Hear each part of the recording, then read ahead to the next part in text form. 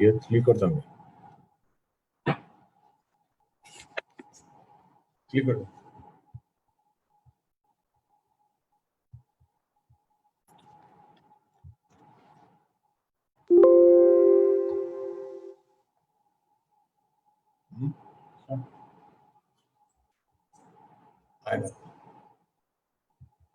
ऐसे ना स्क्रीन देखा ऐसे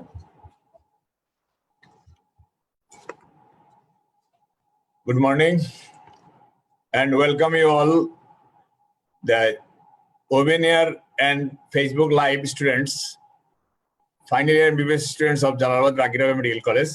I am Dr. Shahagazi Chaudhary, Associate Professor, Department of Surgery, Jalalabad Rakirabad Medical College. Today's our discussion topics is renal stone. First, we discuss about the anatomy of the urinary system. The urinary system comprises of two kidneys, two ureter, urinary bladder, and urethra.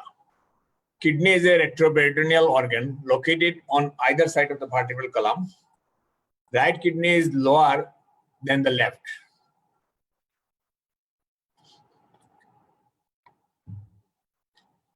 The kidney has one pair of adrenal glands on its superior pole. Kidney is covered and protected by fibrous capsule, perinephric fat, fascia of Gerota, and paranephric fat. Kidney presents with hilum in the medial surface, through which renal vessels and ureter emerges. Histologically, kidney is composed of renal cortex and medulla. So this is the picture of urinary tract, two kidney, ureter, and the urinary bladder. So first we discuss about the etiology of renal stone. So first etiological factor is dieting. Deficiency of vitamin A causes desquamation of epithelium and lead to nadus formation around which the stone is deposited. Number two, idiopathic calcium urolithiasis. In this condition, there is unexplained hypercalciuria, but a normal serum calcium distinguishes this condition from primary hyperparathyroidism. Number three, hypercalcemic disorders.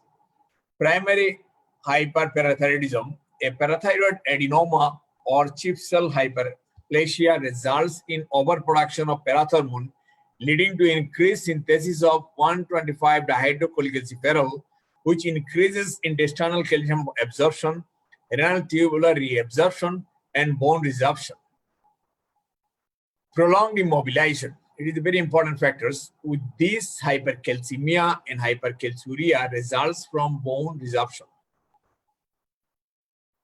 Milk alkaline syndrome. The ingestion of large quantities of calcium and vitamin D and alkali may result in hypercalcemia, alkalosis, and possible renal impairment. The alkalosis compromises renal excretion of calcium, promoting hypercalcemic induced soft tissue calcification. There is nephrocalcinosis and nephrolithiasis. Sarcoidosis, the non-caseating granuloma produce 1,25-dihydroxycholecalciferol and leading to stone formations. And other causes this include disseminated neoplastic disease, Cushing disease, and hyperparathyroidism. Number four, etiological factors is renal tubular syndromes, that means renal tubular acidosis, cystinuria.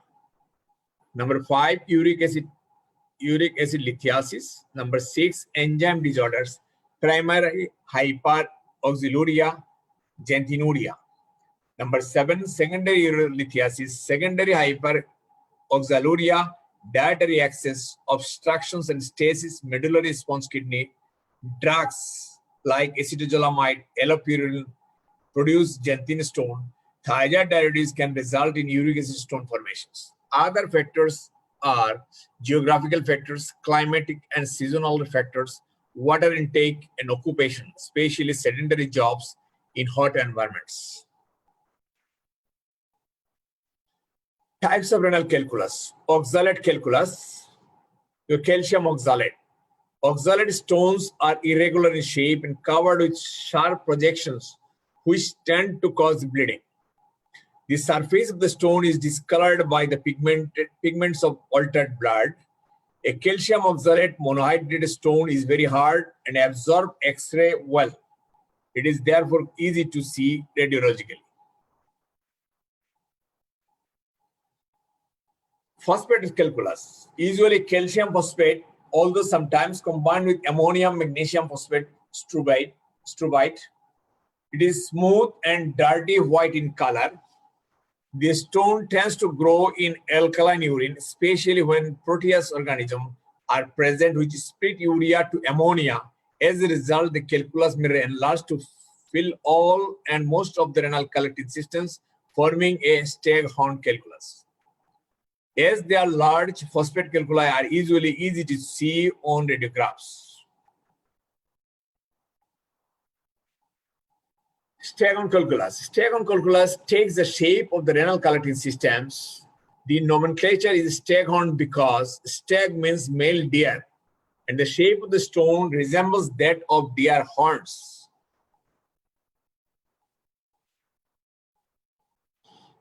Uric acid and urate calculi. These are hard, smooth, and often multiple. They are yellowish or to reddish brown, and they sometimes have multifaceted appearance. Pure uric acid stones are radiolucent. They may appear on an excretion urogram as a filling defect that may be mistaken for a transitional tumor of the upper urinary tract. Cystine calculi. These are uncommon. They appear in the urinary tract of patients with a congenital error of metabolism that leads to cystinuria. These are often multiple and may grow to form a cast of the renal pelvis and calyces. Cystine stones are radiopaque because of the sulfur they contain, and they are very hard. Xanthine calculi. These are extremely rare. Clinical presentation, usually present between the ages of 30 to 50 years. Male is to female ratio 4:3. Symptom, silent calculus. Some stones have even large staghorn calculi, causes no symptoms for long periods during which there is progressive destruction of the renal parenchyma. If bilateral renal calculi are present, uremia may be the first indication of their presence. Although secondary infection usually gives symptoms first. Pain. Fixed dilating pain in the renal angle posteriorly, anteriorly in the hypochondrium, or in both. It may be worse on movement, particularly on climbing stairs. Hematuria, sometimes it is the bleeding symptom and occasionally the only symptom. The amount of bleeding is usually small. Pyuria, infection is particularly dangerous when the kidney is obstructed. Fever may be present if there is associated infection. Signs. Abdominal examination may be normal in case of silent calculus, rigidity in the lateral abdominal muscles during attack, tenderness on the renal angle on gentle deep palpation, percussion over kidney produces a stab of pain. Kidney may be palatable rarely if there is hydronephrosis and pyonephrosis.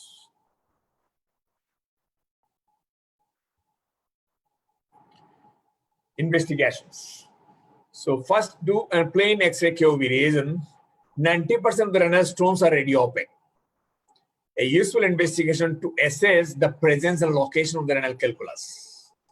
So look the picture, two pictures is there. One is a multiple radiopaque shadow there, and also a radiopaque shadow in the pelvic cavity.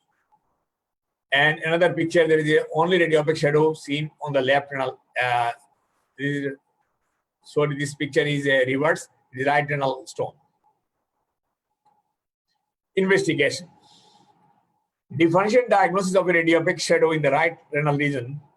These are right-sided renal stone, 90% radiopaque, so it is the first diagnosis. The other differential diagnoses are calcified mesenteric lymph nodes, gallstone in 10% of cases radiopaque, so it may confuse with the gallstones, concretion in the appendix, tablets of foreign bodies in the alimentary canal, ossified tip of the 12th rib, calcified tubercular lesion in the kidney, and calcified adrenal gland. So there is two pictures, one for the renal stone, another one for the gallstone. For differentiating the renal stone and gallstone, do a lateral X-ray. If the stone superimposed with the vertebral column, it is renal stone. If it is superimposed not in front of the vertebral column, then most likely it is a gallstones. Radiopaque shadow, it is gallstone. So ultrasonography is useful in detecting radiolucent renal stones, changes in the renal parenchyma, corticomedullary ratio, hydronephrosis present or not. So ultrasonography is a very investigative tool to delineate the function of the kidney. That means corticomedullary differentiation indicates the renal function is well and good, and correlate with the serum creatinine. Then you confirm your diagnosis. It is not, kidney function is not more markedly impaired. Another investigation is the plain CT scan of KOV region. Plain CT, no contrast is given. Only do an CT without any contrast, which is called the plain CT KOV region. It is a non-invasive method of detecting renal calculi. It is more accurate method to confirm the presence of a stone. So look that picture here, small stone in the lower calyx of the left kidney. Though it is a normal plain CT, no, it is not normal, but there is small